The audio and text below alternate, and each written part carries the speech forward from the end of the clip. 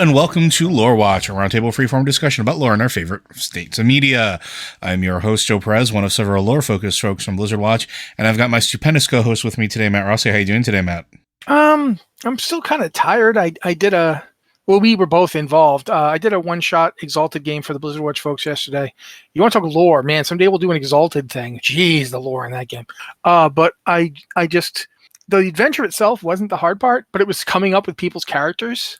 I had forgotten about how much work storyteller system character creation can be. Mm-hmm. And so, yeah, I'm still a little wiped afterwards. I didn't get a ton of sleep, partially because when you sent this email, I was about to go to bed for like a few hours, but then I was like, I got to research some of these questions and make sure I've got up-to-date information.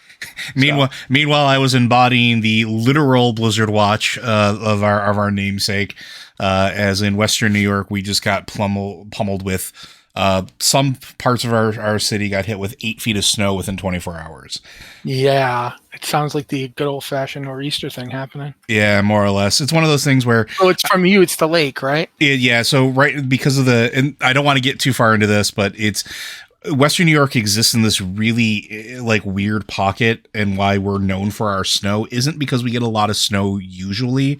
It's because of events like this, because we have Lake Erie on one side and Lake Ontario above us. We are smack dab in the middle of it in this little pocket of land that's created between the two. And so what winds up happening is if those lakes aren't frozen over, you get basically the pressure front and the weather front from both of them tugging and pulling, and it causes snowstorms to sit in that pocket because of the two fronts meeting. So if you get something like this, when that's exactly what happened, we had this stream of snow come through the area that couldn't move anywhere. So it just sat over the southern part of the city. It's very interesting. And one day we'll talk about like snow bands and stuff like that, because unless you've lived in an area with snow bands, it is weird. It is one of those things where you could like be driving and everything's perfectly clear and sunny, and then literally you hit a wall of snow.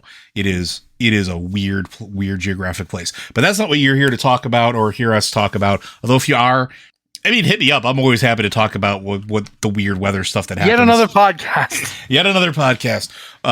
But you're here to hear about, well, in this particular case, we've taken a bunch of questions in that we're going to be answering today. And they're all about Dragonflight and some other things in there, but mostly Dragonflight related stuff. If you have questions for our podcast, this one or any of the ones we do, which we have a lot of them, you can send those into podcast@blizzardwatch.com, singular, not plural, podcast singular. Specify what show it's for, and we'll try to make sure that it gets on there. And if you don't want to send us an email, you can hit us up on Discord. We have a channel for our Patreon supporters as a way of saying thank you for continuing to support us. And it's Patron Q and Podcast Questions channel. You can go ahead and we tend to look there first. And then if you can't support us on Patreon, we understand. You can also hit us up on the Q and Podcast Questions channel. And again, support comes in all ways, shapes, and forms. If you can't support us monetarily, sharing our products, making sure that episodes get liked or shared with your friends, it does actually help quite a bit. So without further ado, we're going to go ahead and, well, kind of kick off things with a question from our good old friend Tetsemi. Based on the revelation in the Horde pre-patch questline, slight spoiler, I guess, if you haven't done the pre-patch questline, Lorthamar and Tharissa exchange vows. This led me down a whole rabbit hole of Night Elf, Nightborn, Blood Elf lineage. Overly simplified in the interest of time, but you have a delineation where you have the Highborn, which were upper class sect of the ancient Night Elf civilization. High Elves, descended from Night Elf Highborn, and then Blood Elves are physiologically the same, and the difference between High and Blood Elves is only political, more or less. Void Elves and Void-infused Blood Elves, Nightborn, are no longer true Night Elves and have evolved by the Nightwell into a unique elven species. So does this mean that any offspring from the above-mentioned union, which Lorthamar is a Blood Elf, and Tharissa is a Nightborn, if you didn't know that, would be a unique form of elf as well, taking on traits from the Highborn and Nightborn. And is mana addiction additive or multiplicative? And no, I'm not asking for a new playable race either, just to cut that discussion off before it gets started. I mean, we're always going to say more playable races or customization is always welcome, but I'm going to shut up and let Matt talk because it's elves. Well, first off, not both of those groups had mana addiction. The Blood Elves had mana addiction. The Highborn were literally they weren't just addicted to magic. It provided all of their sustenance. Yeah, that's kind of the whole It point of the was- Arkador quest, right? Yeah. It provided their nutrients. It provided their hydration. They ate it. They ate stuff made from it. They drank stuff made from it. In every way, it was permeating through their beings. The Arcanador quest that Joe just mentioned, pretty long to explain the whole thing, but in part, the Arcanador was the result of magical experimentation with the precursors of druids and the mages of the night elves, not the Nightborn. This goes before them, but the Arcanador was the result of their experimentation in creating a magical plant that produced magical fruits. The fruit of the Arcanador is capable of curing you from what the Highborn / Nightborn went through after their 10,000 years under the dome that covered Suramar. Now, could that also cure mana addiction? Probably. Mm-hmm. But mana addiction is a pale shadow of what the Nightborn were going through. It's bad, and it can really mess you up, but the Nightborn were worse by an order of magnitude. It was extinction for their species they were looking at. Yeah, take a look at the Wretched, right? So if you really want to go in there are Blood Elf Wretched. They existed before we went to Azuna and saw sort of everything that happened there.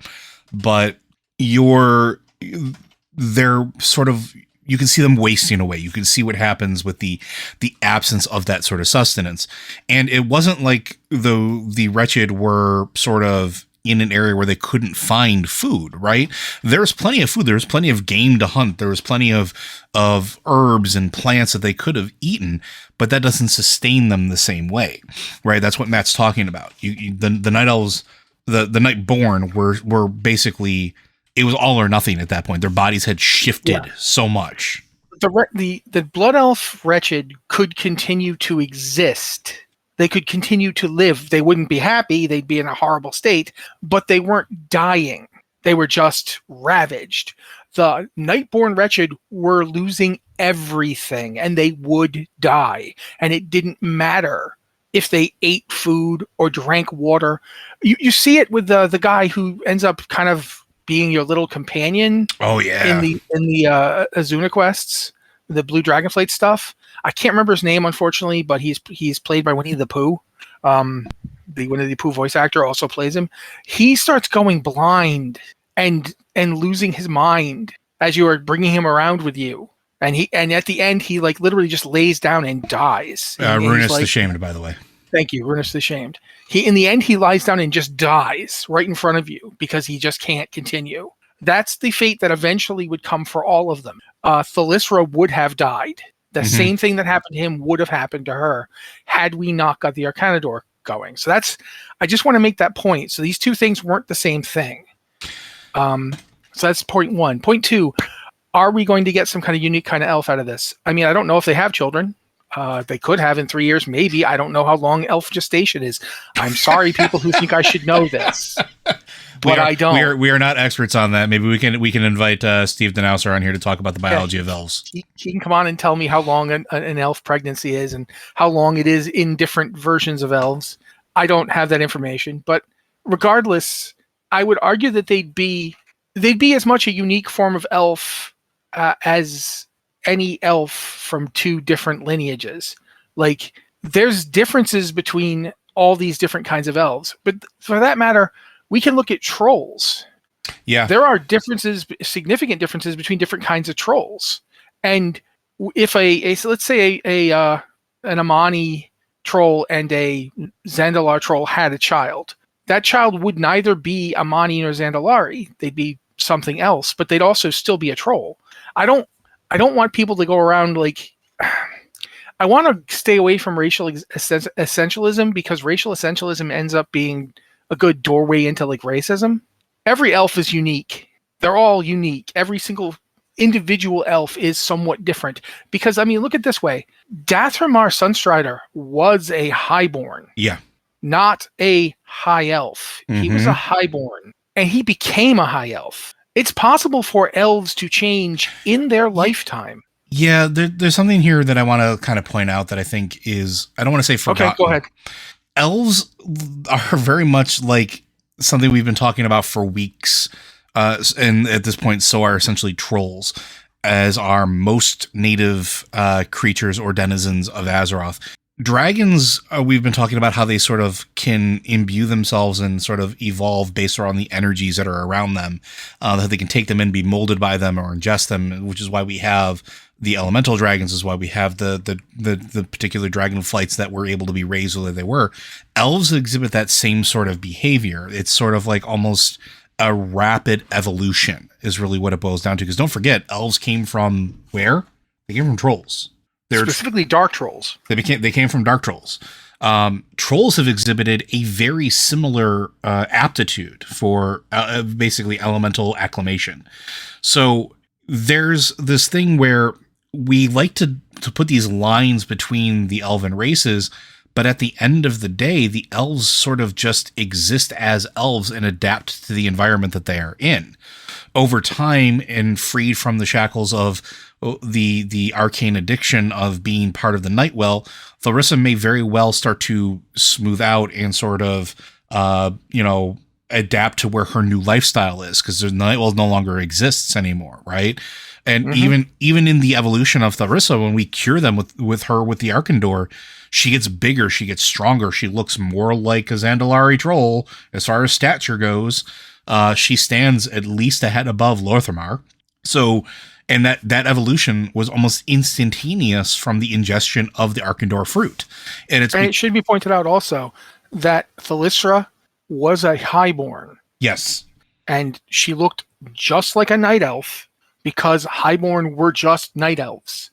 They were just a sect of night elves. They were a group of night elves that were living as royalty and had powerful magic taught to them. They weren't physically different from, say, any other night elf at the time. And we see her in one of the trailers. We see her go from that elf to the person she becomes when she's in Suramar for 10,000 years, to the wretched she becomes, and finally to her current form. And that's one lifetime. Because elves live so long and can live even longer when given to the right exposure, they can change within their lifetime much more so than other races. This is part of why, like, when Matt and I were talking about, it's been months now at this point when we did the episode all about elves, an expansion about elves, an expansion about like reclaiming what they were and sort of unifying themselves, because we're already at the point where Dragonflight is making it a very key component of it. If you've done the pre-expansion event, where they don't want war between the factions on their island, they want everybody to be working together because that's what they demand, right? So we're not going to have a faction war. We're not going to have battle for Azeroth. We're not going to have people, that being played up. And at this point, factions are sort of like this. I don't want to say an antiquated ideal, but they've served their purpose, and they can serve their purpose politically, but from an actual story standpoint, they're not necessarily needed anymore. And so having an idea of where like the elves were to come together and sort of have an elven homeland again it's not something that's unattainable. And if they were to do that, they would potentially start to evolve into a more, I don't want to say homogenous lifestyle. Well, you could also see, one of the things you can end up seeing is elves who become physically similar due to, as you're pointing out, lifestyle stuff. That has nothing to do with what political faction they're in. Mm-hmm. Like, you could have tall, dark-skinned, night-adapted elves on both sides of the Horde Alliance division, because some of the Nightborn aren't going to particularly care about magic. Or and might actually start going towards their night. They have night elf ancestors. Like, their grandparents would have been night elves. It wasn't that long ago for them. So they could start taking up that way of life. Meanwhile, the highborn mages that currently live amongst the night elves might go train with the Nightborn, who are the only ones who have any kind of shared life experience with them. And you could see that becoming something you see amongst elves on both sides of things. Elves are odd that way. And we mentioned the Void Elves in this question. When it mentions the Void Elves. Void Elves are, you can say they're Void-infused Blood Elves, but they're really Void-infused High Elves. Mm-hmm. And because Blood Elves and High Elves, like, as you said, is basically mostly a political distinction. So what's the difference there? There isn't one. The void energy is the only difference. What does that mean to an elf? What does that mean to them, to the void elves? They're certainly not physically separated enough that they couldn't pursue relationships. Can they breed? Can they have children together? What would those children be like? Is the void elf infusion hereditary? We have no idea. There's no void elves in the lore who've had children since becoming void elves. Which that might change, right? But we don't know. It might, but right now we don't know. There's a lot that we don't really know about this, but I think it's a little soon to think about Thalyssra and Lorthamar's children, if they had any, being some kind of new super elf. They'd just be new elves. Yeah, and they'd be a product of the environment that they're in. Like where is that child being raised? Is the child being raised in Suramar? They'd probably be more likely to take on effects of that environment. And we've seen a couple of different. We've seen 3 canonical lore half elves, half human, half elves. Ronan and Varisa. Ronan and Varisa's 2 children, and Alaria and Turalian. Oh my God! Thank you. I couldn't remember his name. Their son, who, and all 3 of them look like elves. The elf bred very true in all 3 of them. They all look like elves. They all seem to be aging like elves. There doesn't seem to be anything particularly human about them. The elf essence seems to be dominant. Which could also be an artifact of just being part of, Azeroth in general. Like I said, the one thing that's really interesting about, I don't want to go complete sidetrack, but all the races of Azeroth seem to have a natural affinity for channeling energy in some capacity, even humans, which is why we have void priests and warlocks so easily be a thing. There's stuff coming up. One of the questions, if we get to it, I don't know if we're going to get to it, one of the questions that we might get to really touches upon all this. Yeah, and I want to get to there at some point because I think it's a theme that is present in the coming expansion as well. And I want to make sure that's perfectly out there. Absolutely, I would agree. But let's move on to the next one unless there's anything else you want to add here. The problem is that there's a lot I would like to add, but it would take up the entire show. So go ahead. All right, we're going to move on to one from KTS Stories. We're not thumb wrestling over this one. We're told Emberthal's Wern was destroyed. The other 2 groups are Menders and Talons/Warders, which could correspond to healer and DPS. I do admit Warders would say more tank than DPS to me, but putting aside it for a moment, do you think that maybe Emberthal's Lost Wern is the path to an eventual tank spec? No.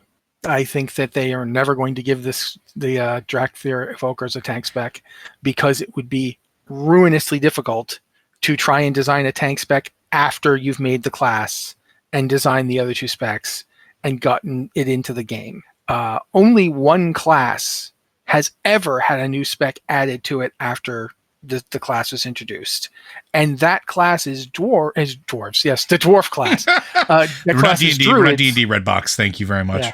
The class is Druids, and it wasn't necessarily a new class from scratch. It was literally taking one previous specialization and dividing it. Yeah, Feral back in the day was both Guardian and Cat. It was both DPS and tank. You just had to spec a very specific way into it. So eventually they just broke it out because it made more sense. Thematically, though, and story-wise, I think that may be why we only see what we see from the Drakthir. And it's going to be interesting to see how that goes out, because Drakthir were created very specifically to fight against the elemental dragons. They were basically designed to be a strike force for it.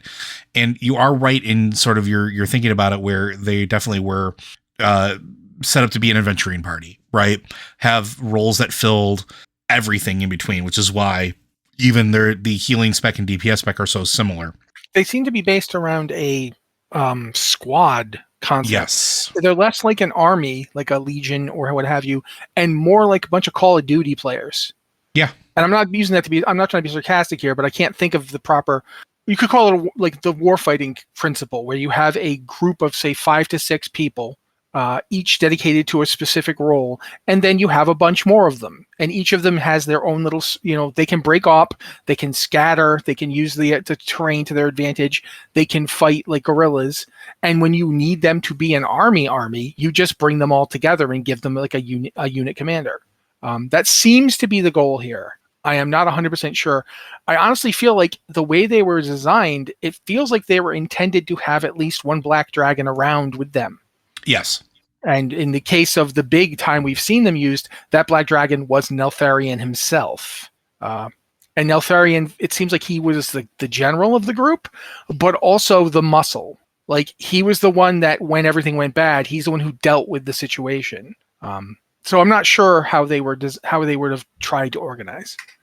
Yeah, it's interesting, but I think we're going to find out a little bit more about that as we start breaking into like the labs and start to actually see what like essentially the design notes were from Neltharion, what his intentions were. Because we've talked about this with the Dragonflights in the past before, where they all seem to have very specific roles. If you were to break out the 5 flights and sort of illustrate what they were in context of an adventuring party, with the Black Dragons, as Matt's pointed out, being very much the aggro tanks, right? They're the ones that are supposed to be tough and made out of the same material that the deep places are, and have that hardened skin and be sort of at the forefront. And even before he went down the path of corruption, Neltharion was already like bigger than the other ones.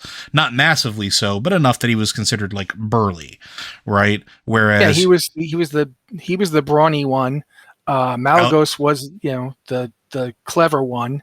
Alexstrasza was, the forceful one. Like, her personality was the strongest. Ysera was the dreamy one who did like, all sorts of empathy and how to communicate with people and how to contact them. And Nosdormu was the guy who's really, really into like, getting high and thinking about the universe.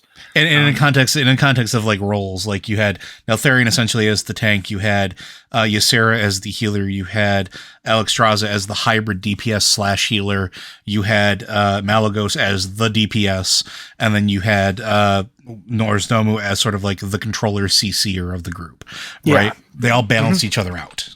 Like, Nosdormu kind of has aspects of a rogue, and kind of has aspects of a caster into what he brought into the group. You see that if you read the Dawn of the Aspects. You actually get to see a bit of that. Yeah, but we'll probably find out a little bit more, to bring it back to the question, a little bit more about... It's also interesting, and you're right, and I'm not trying to interrupt you. You're fine. It's just occurred to me. There's multiple colors of Drakthir. Yes. Neltharion didn't just make Black Dragon Drakthir. There's multiple colors. I think the only one that you don't see in their power set, like, you see Alexstrasza type powers, you see Nosdormu type powers, you see Malagos type powers. I would have to argue the only one you don't see is anything from Ysera. No, you do. Absolutely. The healing stuff is from I was Ysera. going to say that because the bloom and things like that is absolutely Ysera. Yeah, absolutely. I'm sorry. I've played one of them, so I should have known that immediately. But it does make you wonder. I mean, the only one I think you don't get much from is the Black Dragons. And even then, like, I think it's like a very minimal amount, right? Like, I think there's like 1 or 2 abilities that harken back to the earth. But it's fascinating. And it's also, thematically and mechanically, it also fits too with the Drakthir having access to essentially a bloodlust / heroism, whatever you want to call it, where it is multicolored. It is, we call it we've been calling it Rainbow Lust in Raid, because it is literally a spell effect that is all the colors of the Dragonflights. It's the I just wish you could have heard yourself when you said that. I know. We've been calling it Rainbow Lust. I'm like imagining that, like, the Rainbow Bright character who's just too adult for me, man. I'm out. I'm tapping. But yeah, it's going to be interesting to see sort of what that Lost Wern was, because Emberthal hasn't really talked about it. And also, story-wise, and this is slight spoilers if you haven't done the Drakthir starting area, there are members of the Drakthir who refuse to leave the Dragon Isles, but also those that refuse to bow down to any aspect ever again. And so we don't really necessarily know what that Wern was doing, or those that follow them were doing, or what their primary focus was. Because at the time of us rediscovering them, everything is chaos. Everything is falling apart. Everything is in peril. So there's not really time to sit there and say, yes, I was once a champion of the shield and all this other stuff. You get little tiny bits and pieces. And now we're going back to try to reclaim this land for not just the Drakthir, but the dragons as well, things are complicated, right? We don't know necessarily everything, but we will probably uncover it. We'll probably start uncovering the lost Warrens. I would be surprised if at some point one of the quests doesn't take us into there. Maybe a future content update or something where we go and uncover whatever was lost inside of that Warren. Or maybe we discover that Warren is now was never actually lost and they flip sides. Who knows? So yeah, I don't know, but mechanically, I don't think we're going to get a tank spec added to them. Story-wise, I think where they are right now makes more sense because damage and healing, doing that thing, seems to be exactly where their mindset is at. So, all right, I think we're going to move on to our next one. And sorry, go ahead. Okay. Unless you have something to add. I'm saying okay. Do it. Move. Go. All right, this one comes from our goblin friend, and this is going to be Roxy / Padilla. This is originally as a sort of wanted a whole themed episode. We might still do that, but I think it's actually really interesting because in phase 2, one of the things that was released was the new dungeon, Uldaman Legacy of Tyr. And I'm going to add this one and the one from Octomos, and I'll read Octomos's one as well. Inside of the dungeon, there was a ton of books, a ton of clickable lore books, and we could probably dig into those a little bit later. And I'm sure this is exactly what Matt is looking at for a little bit of digging deeper into certain things. But between Padilla asking specifically about the books and if we could do more about the content in there, and Octomos asking about this, which during the Uldaman Legacy of Tyr. Hold on, real fast. Guys, if you don't want to know stuff you haven't gotten to do yet, specifically you haven't run Legacy of Tyr yet, skip ahead. Because we're going to be talking about it, and it does contain spoilers. I've done this dungeon. I knew this stuff was there. I didn't remember all of it at the time, so I had to go refresh myself, but I did know it was there. Just as a warning, because we don't want to spoil anything for people, but we do have to talk about this. Yes. So, all right. So the second question too, or at least the second part of this, which is from Octomos, we find out that the Titans have been lying to us and the dragons all along at the behest of Odin. No surprise there. What consequences do you think this will have for the inhabitants of Azeroth? And do you think that the aspects will respond when they find out Tyr has been using enchanted water to keep them and their kin under Titan control? First of all, I'm just going to specify this. Nothing says that they're being mind controlled. Being exposed to the essence of a Titan just makes you more predisposed to order. It doesn't wipe your memory or make you like a slave to somebody's will.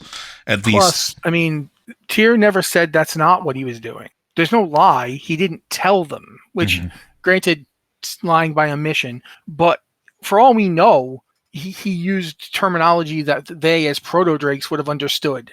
And he wrote to Loken as a fellow Titan Watcher, using the language and concepts they would have understood. It is, we've all along been saying, not just Odin, but all of them, including all of the Titans, aren't good just because they're orderly. Just like the light isn't good just because it is the light. And the void isn't evil just because it's the void. But it does, each of these things affects the beings exposed to it. The void tends to make a world that is kind of hard to live in if left unchecked. So does the light. Look at what we saw with the Maghar recruitment quests in Battle for Azeroth. Now, I personally think there's more to that story, but the light sure as heck wasn't fixing that planet. Like, it wasn't healing it. It was effectively trying to conquer it, to dominate it. And if that destroyed that world, it didn't seem to care. None of these forces, these primordial forces, are meant to be in balance with each other. That's what they're supposed to be doing. That's what the first ones wanted. And we will be coming back to that. And we've talked before about how dragons, and in fact other mortal creatures in Azeroth, are changed by being exposed to specific energies. Like, for instance, the Well of Eternity, which was water infused with the magical essence of Azeroth. Mm-hmm. And it turned trolls into elves. It turned murlocs into, oh bloody heck, the guys from the Jinyu. Yeah. It's changed multiple peoples. And in a way very similar, the Curse of Flesh to me seems like nothing so much as the void version of that. Like, take these predictable, rock and metal creatures and turn them into much more diverse, much more chaotic flesh, to the point where Odin in these letters actually says life is chaos. It must be controlled. That's not a surprise. The Titans have always felt that way. The Titan Watchers have always felt that way. And so this is just confirmation of the specific mindset of the Titans and those that follow them. That isn't quite our mindset. And we keep forgetting this. We keep thinking of them as the superheroes from space, but they're not. They are beings from another plane of existence that have come to our plane of existence to order it. Is there something in particular you want to talk about here, Joe? Because there's so much that I'm kind of stumbling, trying to keep from getting it all out. There's a lot here, right? We're going to be talking a little bit more about the books and what's contained in there. I think is this all sort of feeds into it. But it's sort of the gist of it, and I'm going to highly recommend that if you do this dungeon, you go and find the books and you read through it, because it gives you context not only of what Tyr is doing, not only what the Watchers were doing, not only what the facilities might have been for, because there's some references to some facilities that we've talked about in the past and some that we've speculated on. It also gives you just an incredible amount of information about the Curse of Flesh in general. So I'm going to let Matt just go where he wants to go with this, and we're going to go from there. Yeah. First off, I'm going to talk about Odin's edicts, because the edicts are actually more interesting, in my opinion, than the actual than the stuff from Tyr. The stuff from Tyr is interesting. I just happen to find the Odin stuff more interesting. Odin's edicts are written from the perspective of Odin, because he was prime designate at the time. First up, he's basically arguing that all mortal beings have to be controlled. They have to be guided, that they're not capable, they're just not as intelligent or capable of understanding as, say, the Titan Forged. This is quite the take, but it's not tremendously surprising that Odin would say this. Odin has always viewed the mortal beings of Azeroth as inferiors. To the point where he was completely against the dragon aspects becoming anything in the first place. So one of the things he talks about is controlling what news they're exposed to. One of the things he mentions is keeping the knowledge of the first ones away from beings who are not, Titans. That it would be confusing to mortals to understand that the first ones gave the Titans gifts at Zereth Ordos. And that's, by the way, the second Zereth. We now know of confirmed second Zereth. If we end up raiding Zereth Ordos at the end of this expansion, I will not be surprised. But he talks about how that would confuse mortals, and that the Titans did create everything because they're the ones who ordered it. And that's when it was really created. Which, I can see why Odin would think that, but I don't agree with him on it. It doesn't, it's coming along and building a wall around something doesn't mean you made it. This natural enclosure of fashion beauty, I made it when I put this wall up. No, it was here before you put the wall up. You just put a wall up. Congratulations on the wall, I guess. But in addition to that, which is interesting and very cagey in the first place, he then tells them that they must also not talk about the achievements of the Black Empire. And some people have taken that to mean that the Black Empire wasn't as bad as we've been told. But we went to Nyalotha.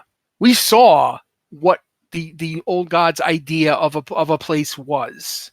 And it was not good for us. So it's just as bad as we've always been told.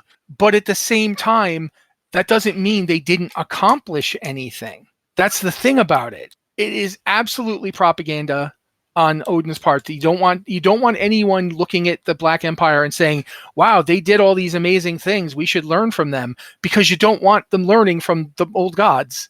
And considering what we've already had happen with old god contamination inside of their plans already, you don't want people to know that the old gods even exist, right? Yes, absolutely. Much in the same way they didn't want anyone to know about the first ones, because he was trying to set up the Titans as the ultimate source of authority. Not but if you don't like what Papa is saying, you can go to Grandpa.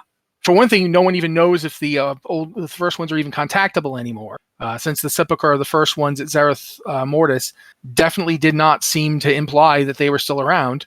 But for that matter, we don't know what the other Zereths are like. We don't know what the sepulcher was actually for. But going back to that idea that Odin is writing from the perspective of somebody who is obsessed with order and control. And yeah, we've always said from the beginning, from the first time I did Legion and met that guy, I have said that he was treating me like a Pokemon, continuously making me prove I was worthy to do something that he'd already asked me to do. You know, he put me in charge of this army and acted like my friend, but constantly made me prove myself over and over again. Odin did not trust us from the beginning and never has. And none of this is new. Like, it's all very much from Odin's perspective, but it's not surprising. But what's interesting about it is it shows the lengths Odin was willing to go to keep control of mortal beings, that he viewed them not as a integral part of Azeroth, but just something happening on Azeroth. Like, he even talks about how the flesh and blood living things are just naturally inferior to the stone and rock Titanforged. Like, he just says it, and you would know that that's how he feels, because when he created his own army to defend Azeroth, it was very deliberately not made of flesh. You know, he's grabbing spirits from the other world and sticking them into. And why did he do that?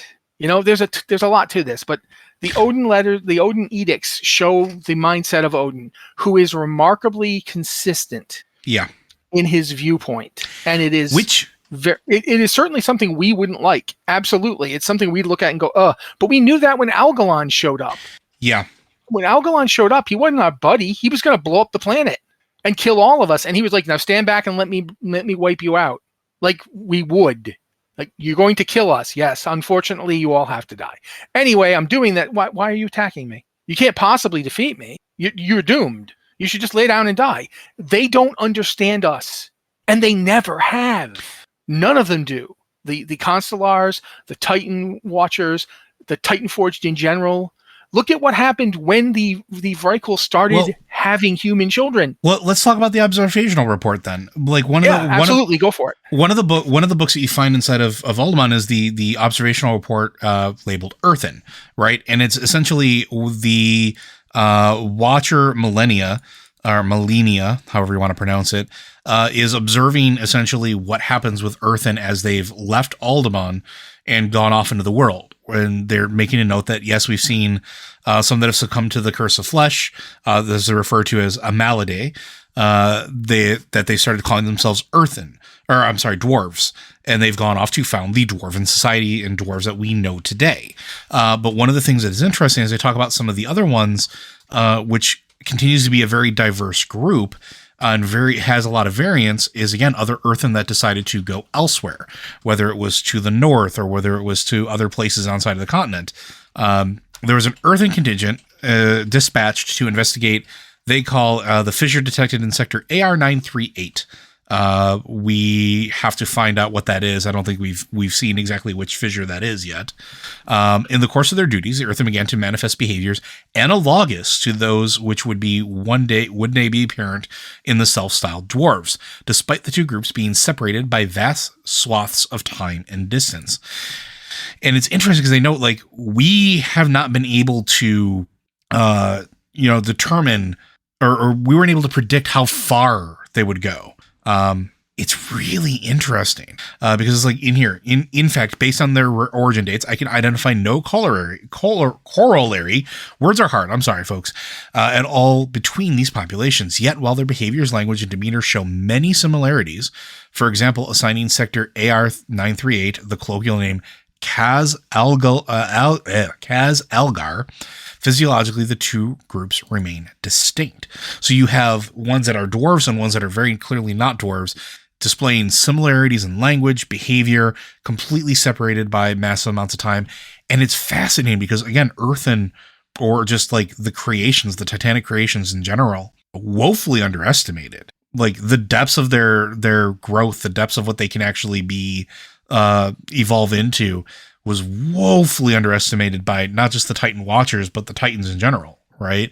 When they refer to it as the curse of flesh, and going back to what Matt was talking about, it's not necessarily a curse so much as it is life is chaos, right?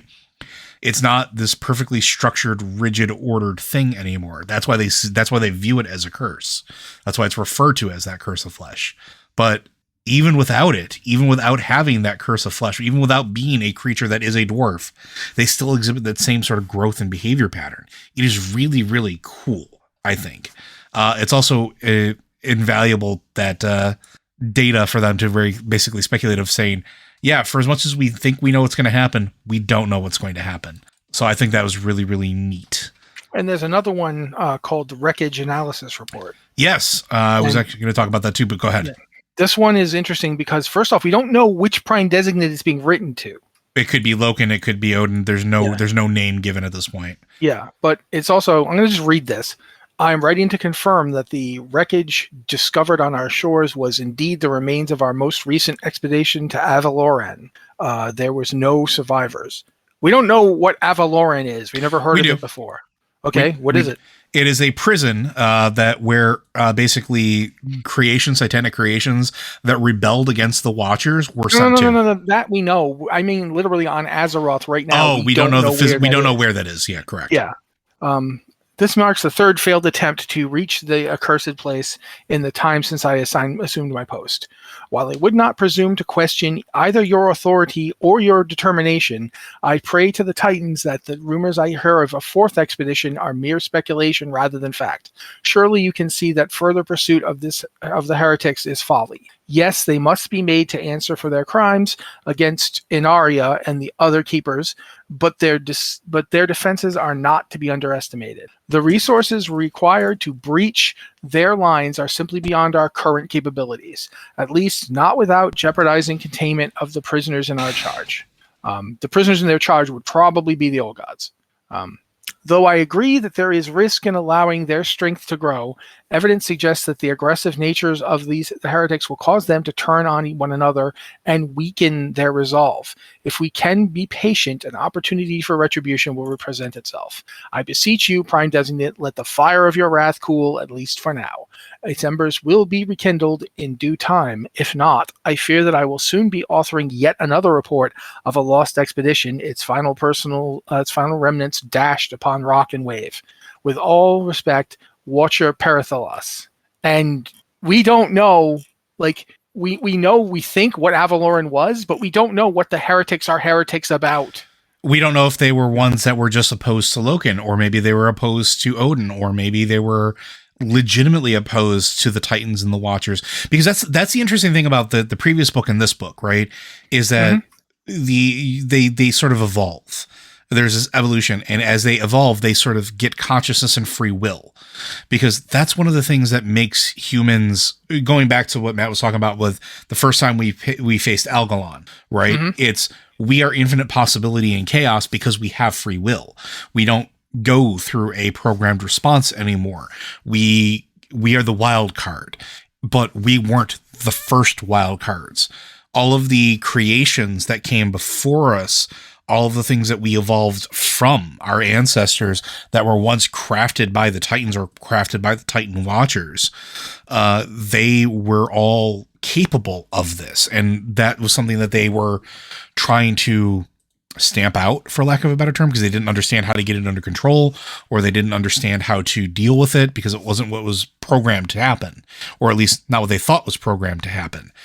So it's fascinating because there could be other land masses out there of whatever this place was. It could be a pocket dimension too, because again, they were able to craft elemental prisons. Who knows what other prisons they would potentially have crafted, but there's a place where potentially these aren't necessarily corrupted individuals, but they're just people that didn't, or creatures or creations that didn't agree with the Titans and woke up one day and said, "What are you doing?" Or maybe they saw the corruption of Loken and were like, "We don't want to be involved with old goddy stuff. We're going to fight you."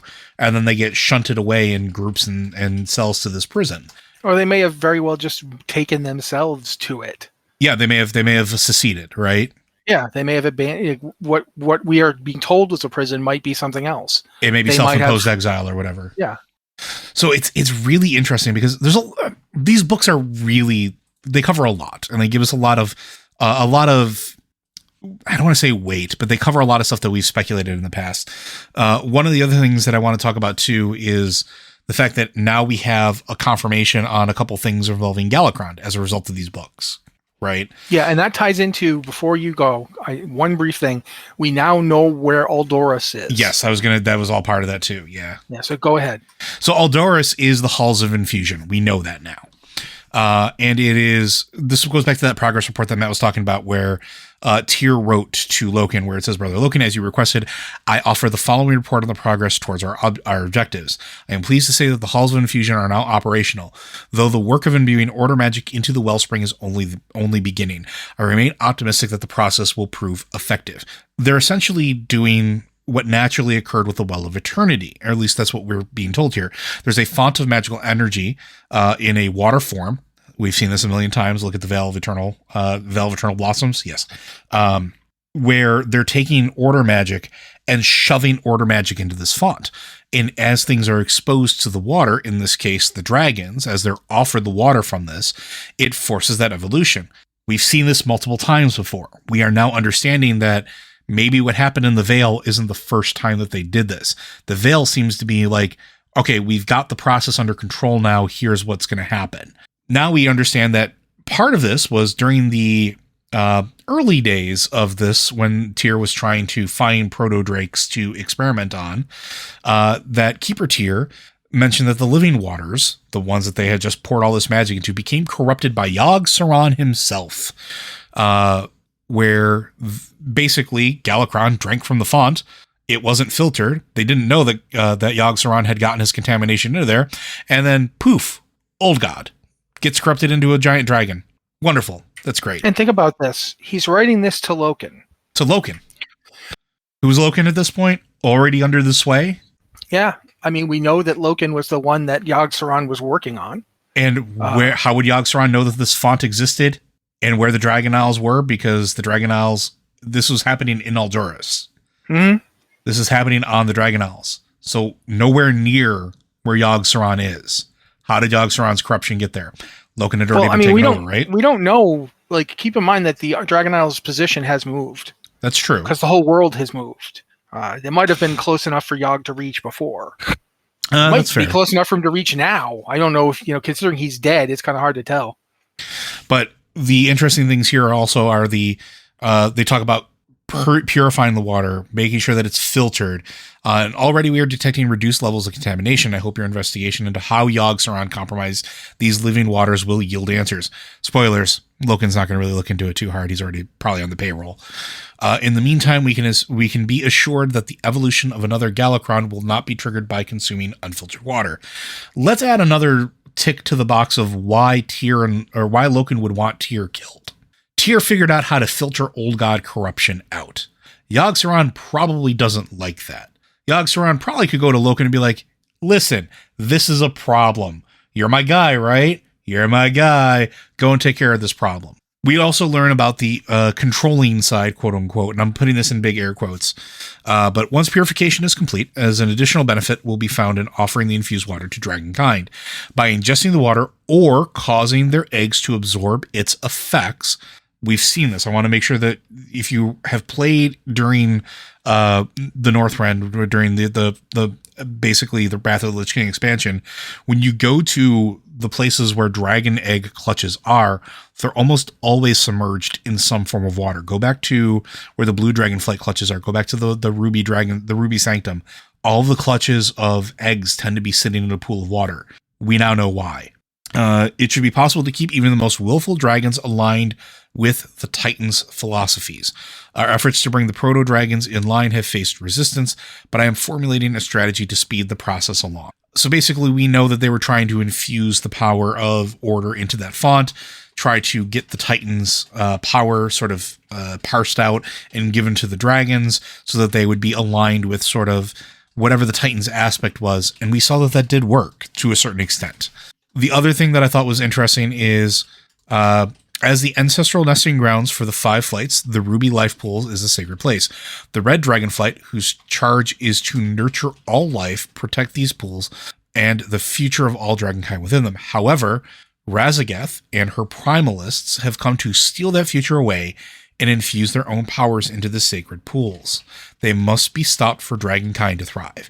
Remember what we talked about with dragons sort of being like elemental, like sponges, or power sponges. This is just further evidence of this, and it shows that Razageth and the Primalists may actually know a little bit more about dragon nature at this point than maybe the dragons do themselves, or more than what the dragons are telling us. It is, and then the last thing we get in here is that Aldoris is actually the facility above, like it is where they were infused. Construction of the facility atop the halls of infusion is proceeding apace. Though the station is to be designated Aldoris, I must reluctantly report that the dragons have taken to calling the structure by the name Tierhold. I will do my best to ensure our Titan-forged workforce does not also adopt this embarrassing pseudonym, but as of late, they seem to be expressing more and more opinions of their own. Hey, remember when I talked about Titan-forged sort of evolving and having their personalities? Here you go. What happens to be in that infusion center? A font of arcane energy? Oh, man. Like, there's so many parallels here that the Watchers just either did not see, including Tyr, or didn't care to see. And I'm going to shut up and let Matt talk a little bit about this. Well, I mean, it feeds back to Mother's work with the old god essence in Uldir.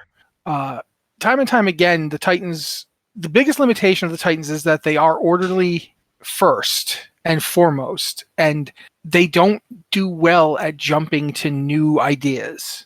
Like, would they have this thing they're going to do, and they're going to keep doing it until it works, whether or not it makes sense, whether or not it is actually... The problem with wanting too much control over situations is that you become rigid and unable to respond to new circumstances. And we see this with the Titans, which is why Tyr wanted the Dragonflights in the first place. The letter he's sending to Loken, I think in part was before he understood that Loken was not, right. He was talking to Loken as an ally, a friend, a companion. We know that the Titan Forged could be friends with each other. The Keepers, clearly, Tyr views Aranaya and Arcadis as friends, as the next set of letters will confirm, because he writes to them. Let me see if I can find that letter. Come on, find it.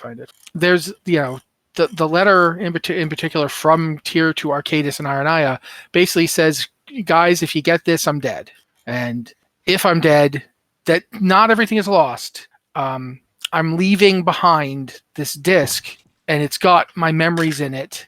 You'll know where to find it. It implies that they went to Uldaman to get the disc. Well, we know that the disc that we're sent to receive doing the dungeon is that disc. That's what we were sent to get. But it implies that Arcadis and Aranaya went there in the first place to get it, and then couldn't get in because they needed something that Tyr left with the dragons, which they never got because the dragons they did not know how to contact them or something. Whatever the device they left with the dragons, I believe it's the thing that you'll be using to get in. But the most interesting about this is basically he had stuff that nobody else knew about the whole process, including the other Watchers, including Arcadis and Aranaya, including Loken. When he wrote that letter to Loken, he did not include this information. Whatever was going on with Tyr is in the disc that we go to Ulduar to get, but don't get. Sorry for another spoiler, guys. We don't get the disc. Yeah, there's a whole thing there with the Infinite Dragonflight because we can't, we can never be done with them. The interesting thing, though, is that it paints Tyr in an interesting perspective that might be something more than we've gotten from other Watchers, right? We've seen sort of an evolution similar in the Titan Forged in the Watchers themselves. Let's be perfectly honest. Look at Ra-Den, right? Or Thorum. Look at how emotional they became. Look at how Thorum was manipulated by the vision of his dead wife. Look how Loken was swayed into the clutches of an old god, probably with promises of power and importance. I don't know if we know the actual mechanism by which the final hook was baited, but he had something that the old god was able to tug on. Odin is full of hubris, and he thinks he knows best, and it's not necessarily that same. Yeah, but also, since you're talking about it, not just that he's filled with hubris, defying Odin drives him mad. Yes, like you defy Odin, and he will possibly murder you and raise you as a Valkyr, or send you to what he did, or potentially send you to a prison island if that's what that prison island was for. Yeah, there's lots of all of them became more emotional. And we don't know, one of the possibilities is that when the Titans died and their essences came to Azeroth and inhabited the Keepers, obviously they didn't stay in the Keepers. Mm-hmm. But the Titans are a lot less orderly than they like to pretend they are. For all that order, and I keep making finger quotes like you guys can see me, but hopefully I'm saying finger quoting enough. For all that order that they supposedly manifest and maintain, look at them. Look at Sargeras. Sargeras, while trying to do the Titans' work, became convinced it was impossible. And he despaired. He got emotional about it. Agrimar, wandering the universe looking for him, wasn't looking for Sargeras because anyone told him to. He was looking for Sargeras because he missed his friend. Yeah. If you look at what Tyr says in the letter to Arcadis and Aranaya, he calls them like my dearest friends. Yeah, and that's the interesting thing too, is like at the end, that's what I'm trying to get at, is maybe at the end of this, and everybody's like, oh, I've been seeing a lot of this. The Titan Watchers were bad and they were brainwashing everybody and blah, blah, blah. What if Tyr wasn't? What if Tyr already had suspicions on Loken and already didn't like on Loken and didn't like Odin? Knew that Odin we know he didn't like Odin. he knew that Odin was a pompous sack of bleep, right? Yeah, there's no disguising the fact that he disagrees with Odin in his letter to Loken. Yeah. Yeah. But I mean, the idea is a lot of the mechanisms, a lot of things that were set up, I don't think he was trying to brain control anybody. If anything, I think this might sort of kind of skew closer towards what we think we know about Tyr being true, which is he was more on the side of the races of Azeroth than he was on the side of the Titans, if that makes sense. That doesn't change the fact that he is a Titan forged. He is a Titan that keeper. Evolves. Yes. Yeah. And so he still thinks like a creation of the Titans. Order is good. It's good to be infused with order. It will give them, it'll help them align with what the Titans want, which is ultimately good for everything as far as I'm concerned. The problem with Loken isn't that Loken is chaotic. The problem with Loken is that Loken is serving the old gods. Mm-hmm. Chaos, maybe you can come up with a way to make chaos work, because life isn't necessarily a bad thing, but the old gods are parasites. That's the problem the Titans have with them. They're parasitic. They don't provide anything. They take. They don't make you chaotic. They take order from you. And that's that's not saying that's accurate. I'm saying that's the mindset. Yeah. So infusing the dragon eggs with the magical water of order magic, it could be bad. And from our perspective, it does sound like what? But from his perspective, the Night Elves were infused by the magical power of Azeroth, and they weren't controlled by anybody. It's not necessary. It will keep them in line with our philosophies, not that it will make them our slaves. Which and again, I think that's an interesting. important distinction. Yeah, absolutely. But as we got like here, I'm going to read the letter to my staunchest allies. I'm going to read it just so you guys get to hear this. He opens it with, "My noble friends, forgive me for keeping secrets, but I instructed Sentinel Talandris to withhold this message until you had safely reached your destination. If you are reading this, then our worst fears have been realized. I have fallen to our foes, murdered on the orders of the treacherous Loken. But fear not, for I have prepared for this dark eventuality. Along with the discs of Nerganon that you carry, I have hidden another disc that holds a record of my own memories. Talandras will ensure it is safeguarded within the depths of Uldaman until such time as it can be safely retrieved. I have fashioned the Refti to be unquestioningly loyal to me. Before departing Valdraken, I left a gift in the care of the dragon aspects. Though they are unaware of its true purpose, the artifact can be used within the halls of Uldoris to outwit Loken's malignant schemes. When it is safe to do so, bring my memory disk back to Uldoris and retrieve the item I gave to the aspects. You will know what to do next. Dearest Aranaya and most noble Arcadis, I place my trust in you. When we stand together, nothing can overcome our unity. Yours always, Tyr." So yeah, this does not sound like evil mind controlling guy. No, but it also definitely sounds like a Titan forged. Oh yeah, no, it absolutely does. But I mean, it's interesting though too, because it also leads us to think about what they need. Like you talked about earlier, what did the dragons have in their possession? Was the hand of Tyr? Is that what was necessary to unlock his personal memories? There's a lot of interesting tidbits in these books. Also, the other thing to consider as well is Uldaman is far vaster even than what we've seen in the old dungeon and the new dungeon. There are corridors and doors that shoot off in all directions. I would be absolutely surprised if we don't get more forays into there. Yeah, the possibility of a potential raid in there is pretty high. Mm-hmm. And also, for that matter, I mean, Uldoris and Uldaman and Ulduar and all of them are bigger than we've seen. Ulduar is massive to the point where you get on a train at one point and you don't even know how far you go. And you end up in some place that's still part of Uldaman. Like the whole place is really effing big. They're all really effing big. Look at the fact that there's a Titan facility that reaches Uldir all the way to the main city of Zandalar.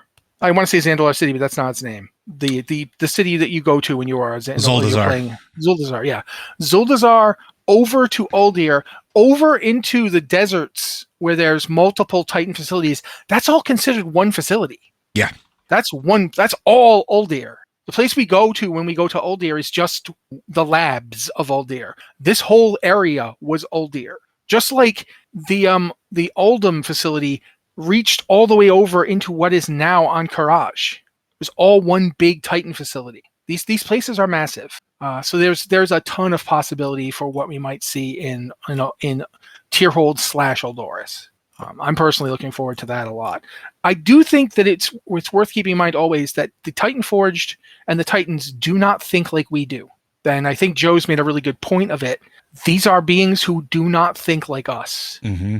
They do not. And one of the interesting things, though, is that they can come to think like us. And that makes you wonder, can old gods and old cod beings come to be like us? Yeah, so and that's the thing about the achievements of the Black Empire and why we can't talk about them.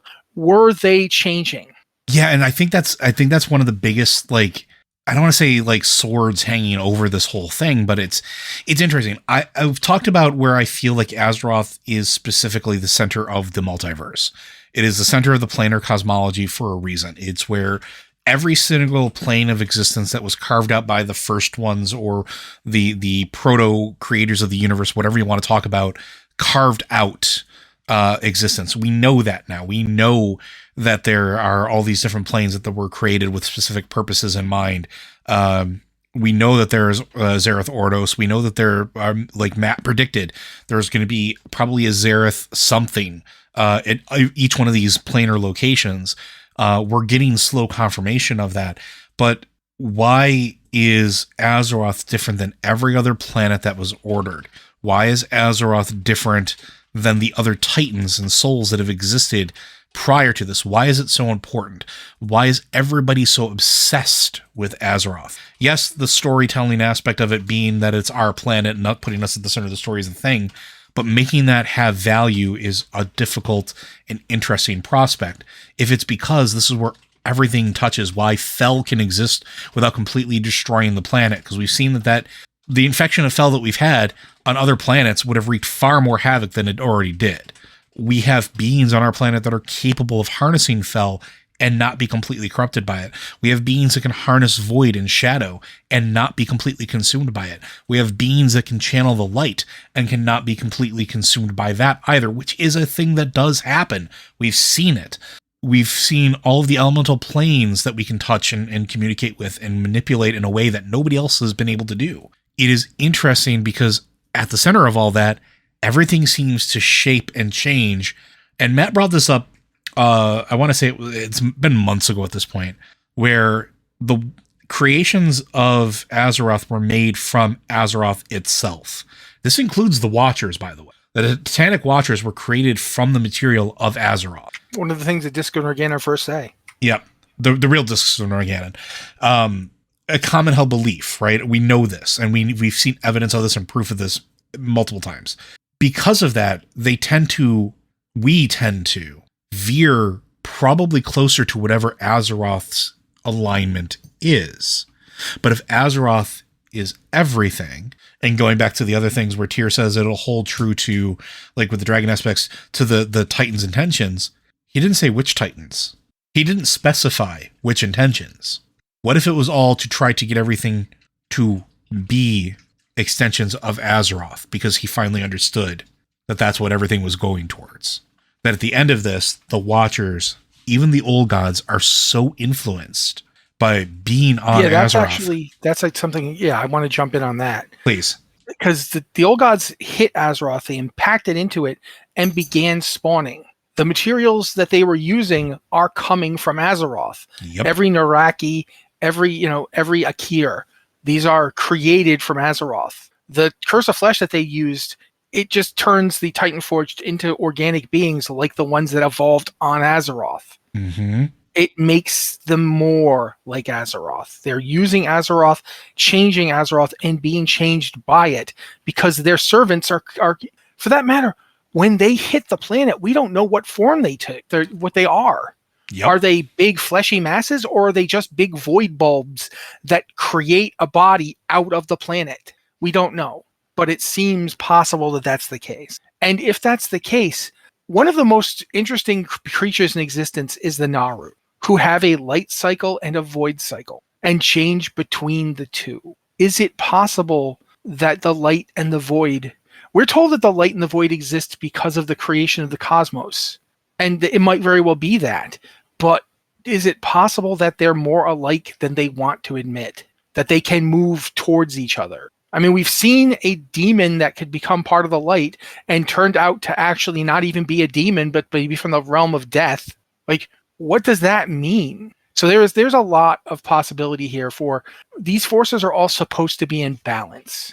We've heard that repeatedly now. We're definitely seeing that in the stuff that's been revealed about the first ones. But we don't know what that balance looks like, and if ultimately we don't know what its purpose was. Yeah. Because the jailer seemed really convinced that something was coming and he needed to do what he was doing to deal with it. But the first ones may very well have been planning from the beginning to deal with it. And this might be how. Azeroth as a place seems to be at the center of not just, the cosmos physically, but of these forces. Yeah. These Zereths all seem to connect to it in some way. What would be the ultimate tool or ultimate weapon against something that wants to unmake all existence? Something that is comprised of all elements of existence. Everything working in concert. Basically, I'm going to start referring to Azeroth as Captain Planet of the Titans, because essentially it's kind of what it is. Not just of the Titans, it's the Captain Planet of all these forces. Yeah. It might very well it even includes death within it. That's true. It's one of them that actually understands that it can die. So yeah, it's also one that has the direct link to Zereth Mortis. Mm-hmm. And very well might be direct links to all of them. The Well of Eternity might very well have been a direct link to something. And we still have one more old facility that we don't know yet either, too. Like we know of Uldaz, but we have Uldaz. Uldaz could be on Avalorn. We don't know. Avalorn. It could be there. It could be somewhere else. But there's yet another facility. Where does that link to? Where does that exist? There's a lot here, and it's really, really because we're running out of time.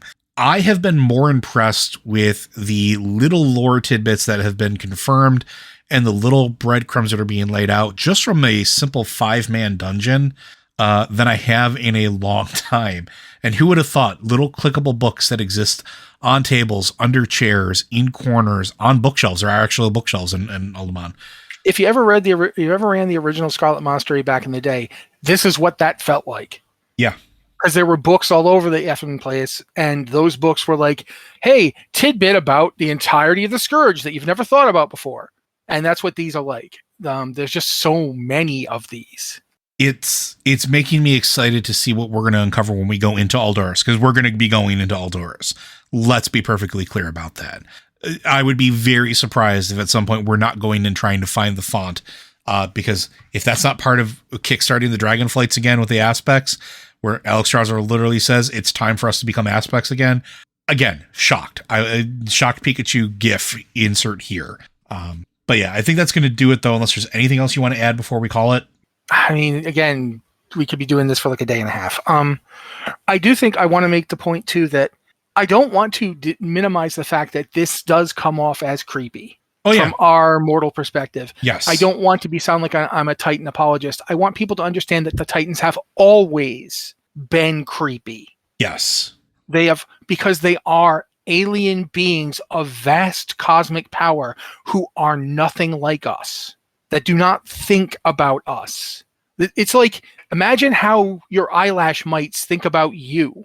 And that's the only like comparison I can come up with. So yeah, even if Tyr was more sympathetic than we think, he would have not written a letter to Loken about it. He would have known, okay, I barely got these people on my side when I proposed the aspects.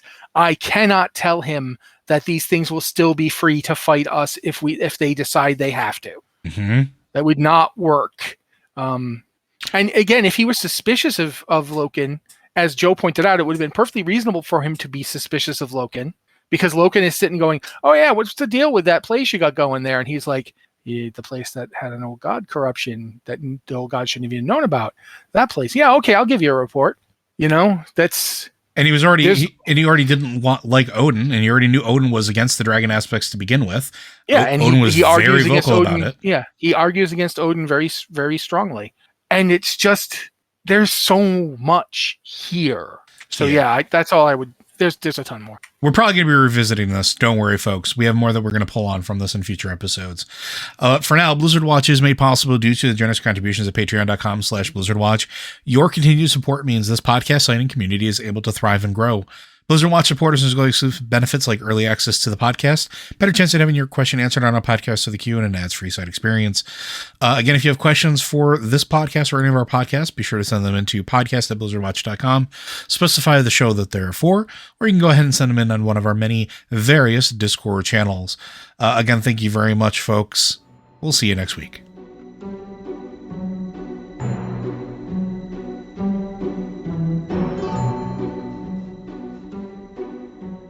Kaz Elgar.